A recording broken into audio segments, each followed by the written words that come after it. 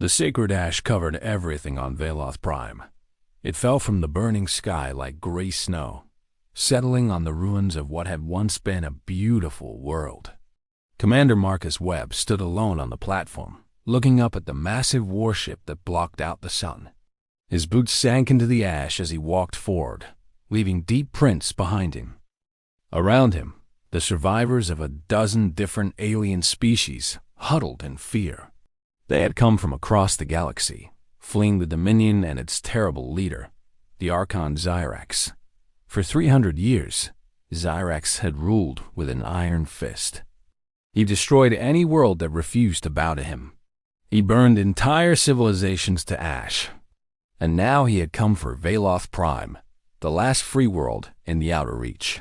Marcus had arrived 3 weeks ago with his small crew of 12 humans. They were explorers, not soldiers. Their ship, the Meridian, was built for mapping stars and studying new worlds. It had no weapons that could scratch the hull of a Dominion battleship. But when the distress signal came from Veloth Prime, Marcus had not hesitated. "You are insane," his first officer, Lieutenant Priya Sharma, had told him. "We cannot fight the Dominion." "No one can. We can try," Marcus had replied. Now, standing in the ash, he wondered if Priya had been right. The Dominion fleet filled the sky. 20 warships, each one larger than a small moon. The ground troops had already landed, burning everything in their path. The defenders had fought bravely, but they were broken now. The Valathian general had surrendered 3 hours ago, but Marcus had not surrendered. He could not. A shuttle descended from the flagship, cutting through the falling ash. It landed on the platform with a heavy thud. The ramp lowered slowly, and 6 armored soldiers marched out in perfect formation.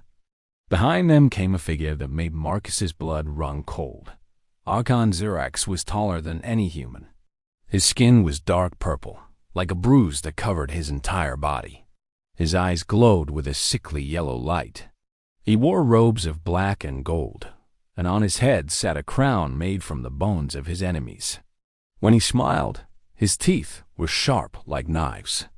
"So," Xyrax said, his voice echoing across the platform, "this is the human who refuses to kneel.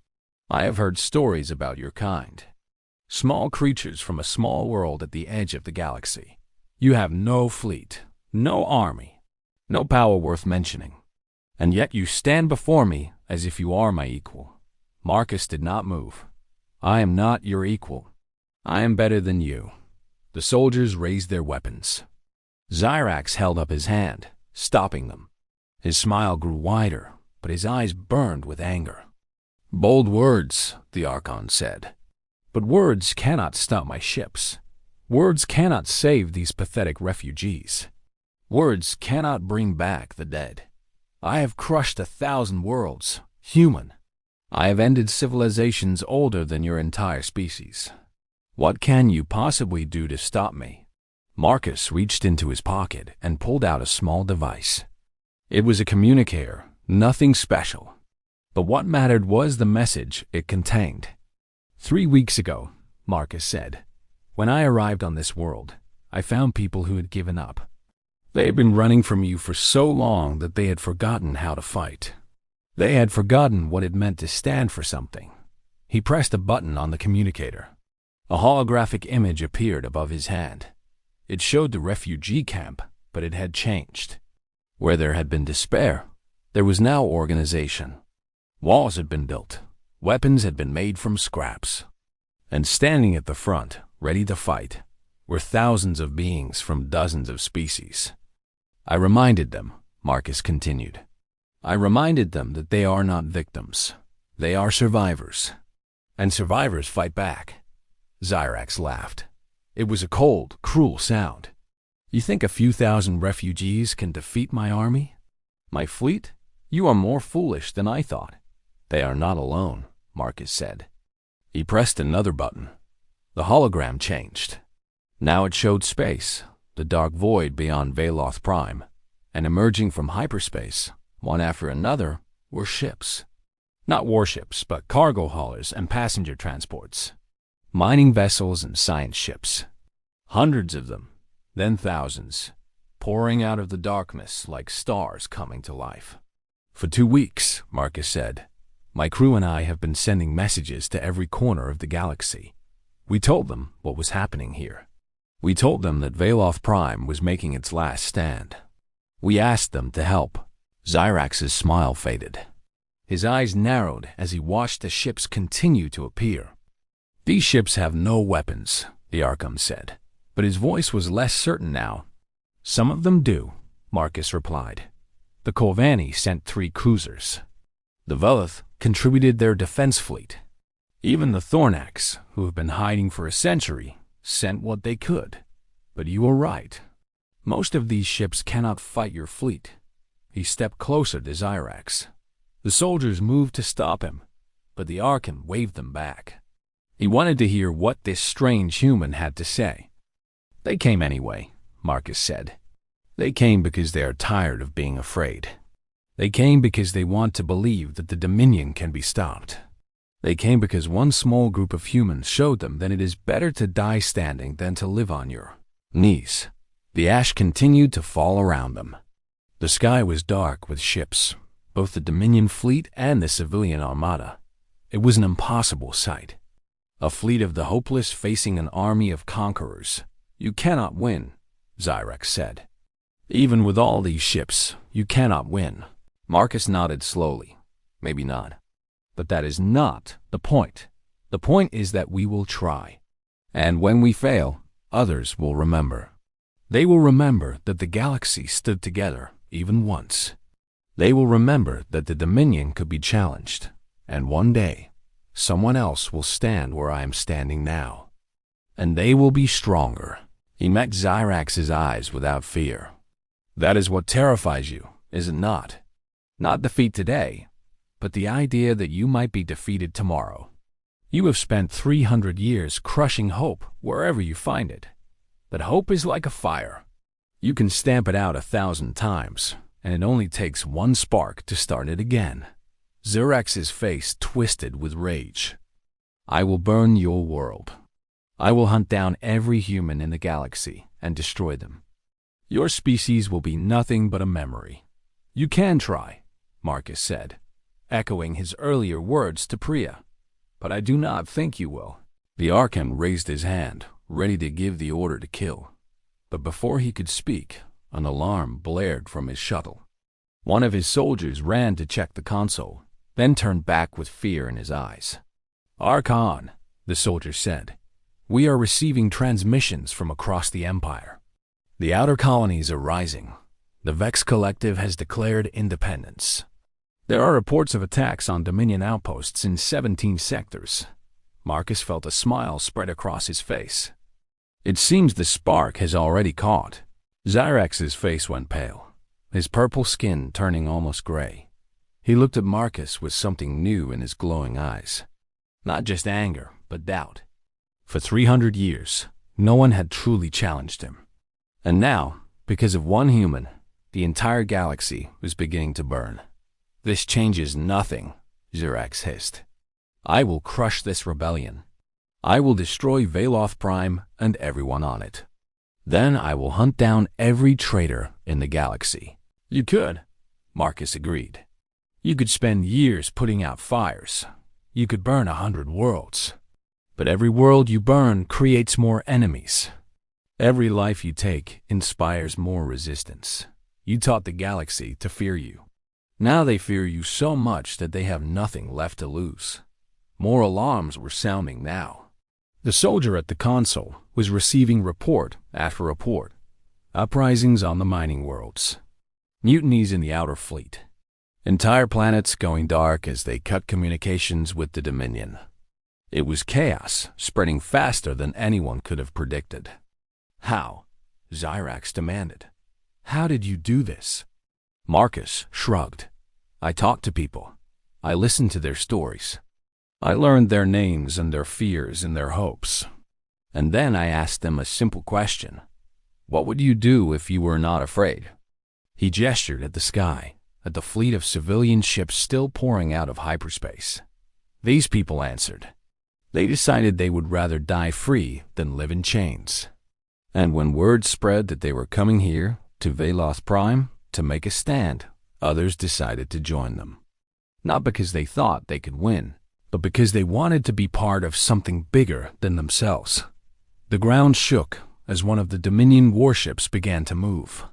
It was turning away from Veloth Prime, heading back toward the hyperspace lane. Then another ship followed. And another. "What are you doing?" Zyrak shouted into his communicator. "I did not give the order to retreat," a voice crackled back. "Archon, the core worlds are demanding immediate defense. The Senate is threatening to withdraw funding. If we do not return now, we may lose everything." Zyrak stared at his communicator as if it had betrayed him. Then he looked at Marcus, and for a moment, the Tyrant seemed almost lost. He had ruled through fear for so long that he had forgotten what it was like to face someone who was not afraid. "This is not over," Zyrak said. "I will return. I will burn Earth itself. I will erase humanity from existence." "Maybe," Marcus said, "but not today. Today, Veloth Prime stands free. Today, the galaxy remembers what it means to hope. And tomorrow, we will be ready for you." Zyrax turned and marched back to his shuttle. His soldiers followed, moving quickly now, eager to escape this place where their master's power had been challenged. The shuttle rose into the air and flew back to the flagship. One by one, the Dominion warships engaged their hyperspace drives and vanished. For a long moment, Marcus stood alone on the platform. The ash still fell around him, but now it felt different. It was no longer the ash of destruction. It was the ash of something old dying, making way for something new. Then the cheering started. It began in the refugee camp, thousands of voices rising together. It spread to the landing pads, where the civilian fleet was beginning to touch down. It echoed from the ruins of the city, where survivors were emerging from their hiding places. It filled the sky, drowning out even the thunder of engines. Priya found him there, standing in the sacred ash. She had tears in her eyes, but she was smiling. "You actually did it," she said. "You made them leave." Marcus shook his head. "I did not do anything. They did." He gestured at the crowd of refugees, the fleet of ships, the army of ordinary people who had chosen to fight. "All I did was remind them of what they already knew. And what is that? That they are not alone. That there is always hope, even in the darkest times. That one person can make a difference, but a galaxy full of people can change everything." A Vialethian elder approached them. She was old and bent, her skin covered with the scars of a hard life. But her eyes were bright, and she walked with new strength. "Commander Webb," she said, bowing her head, "my people wish to thank you. You have given us something we thought we had lost forever." "What is that?" Marcus asked. "A future." Marcus looked around at the gathering crowd. Vialethian stood beside Kovani. Beleth spoke with Thornax. Species that had been enemies for centuries were now united by a common cause. They had come from across the galaxy, from worlds that had nothing in common except their fear of the Dominion. And now they had something else in common. Hope. "The war is not over," Marcus said to the crowd. "Zyrax will come back. He will try to crush us again, but we have shown that he can be defied. We have shown that the Dominion is not invincible. And we have shown that the galaxy can stand together." He raised his voice so that everyone could hear. "Today, we won a battle. Tomorrow, we begin building something new. Not an empire based on fear, but an alliance based on hope. Not a galaxy ruled by one tyrant, but a community where every species, every world, every person has a voice." The cheering rose again, louder than before. Marcus felt Priya's hand on his shoulder. "You know," she said, "when I joined this crew, I thought we were going to spend our lives mapping stars and studying rocks. I never imagined we would start a revolution." Marcus smiled. "Neither did I, but sometimes the universe has other plans." In the years that followed, the story of Veloth Prime spread across the galaxy. It became a legend, told in countless languages on countless worlds. The story of how a small group of humans, with no weapons and no army, had stood against the greatest tyrant the galaxy had ever known. The story of how bravery rekindled hope, and hope rekindled loyalty. The Dominion did not fall quickly. There were more battles, more sacrifices, more worlds burned to ash. But the spark that Marcus had lit could not be extinguished. It grew into a fire, and the fire grew into a blaze that swept across the stars. 10 years after the Battle of Veloth Prime, Archon Xyrax was overthrown by his own people. The Dominion was dissolved. In its place rose the Galactic Alliance, a coalition of free worlds dedicated to peace and cooperation. And at the center of that alliance, honored by every species, was a small blue world at the edge of the galaxy, Earth. Marcus Webb did not live to see the final victory. He died 7 years after Veloth Prime, defending a convoy of refugees from a Dominion attack. But his legacy lived on. His words were carved into monuments. His story was taught in schools. His example inspired generations of leaders who came after him. And on Veloth Prime, rebuilt and beautiful once more, there stood a statue of a human man. He was not tall or strong or special in any visible way. He was just an ordinary person who had done an extraordinary thing. He had stood in the sacred ash and refused to bow.